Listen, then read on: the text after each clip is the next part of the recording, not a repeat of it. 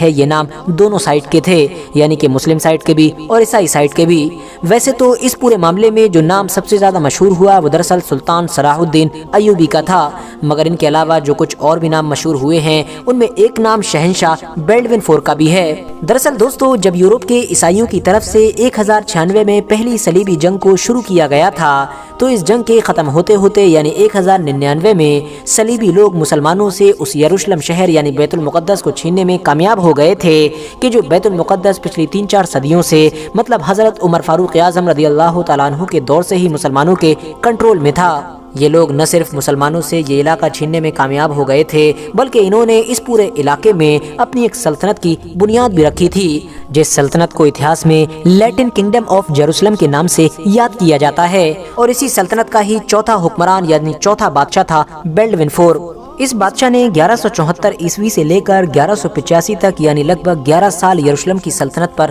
راج کیا تھا۔ بات کریں اس کے جنم کے بارے میں تو اس کا جنم 1161 عیسوی میں یروشلم شہر میں ہی ہوا تھا۔ یہ دراصل شہزادی ایگنیس اور اس دور میں جو یروشلم کا بادشاہ ہوا کرتا تھا یعنی کہ امیلریک اس کی اکلوتی اولاد تھا۔ اتہاسکار بتاتے ہیں کہ ابھی بیلڈون صرف اور صرف 9 سال کا تھا اور ایک دن جب اپنے ہم عمر بچوں کے ساتھ کھیل رہا تھا تو اچانک سے اس کے دائیں بازو پر چوٹ لگ گئی، جس چوٹ لگنے کی وجہ سے اس کے خون بھی بہنے لگا۔ مگر حیرانی کی بات یہ تھی کہ بیلڈون کو اس چوٹ کا ذرہ برابر بھی درد محسوس نہ ہوا۔ جب اس کے استاد ولیم آف ٹائر کو یہ زخم دکھایا گیا تو ان کو فوراً شک ہو گیا کہ ہو نہ ہو یہ شہزادہ اب کوڑ یا پھر جزام کے مرض کا شکار ہو چکا ہے۔ اس بات کا شک ہوتے ہی سلطنت کے بڑے بڑے شاہی حکیموں سے اس کا علاج کروایا گیا، مگر لاکھ کوششوں کے باوجود بھی کوئی فائدہ نہ پہنچا۔ جزام دراصل ایک ایسا مرض ہے کہ جس میں انسان کا گوشت گل گل کر گرنے لگتا ہے۔ آج کے دور میں بھلے ہی ان ساری چیزوں کا علاج کھوجا جا چکا ہے مگر اس دور میں ایسا کچھ بھی نہیں تھا۔ نہ صرف ایسے مرض کا شکار ہونے والے انسان کو برا سمجھا جاتا تھا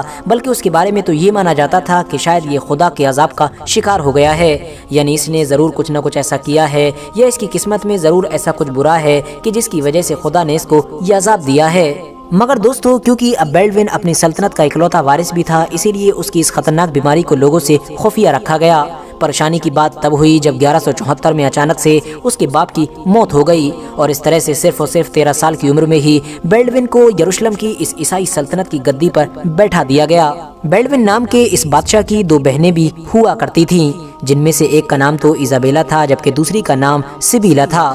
اتہاس کے پنوں میں سبیلا کو زیادہ شہرت ملی، وہ اس لیے کیونکہ سبیلا نہ صرف حد سے زیادہ خوبصورت تھی بلکہ تیز ترار بھی تھی۔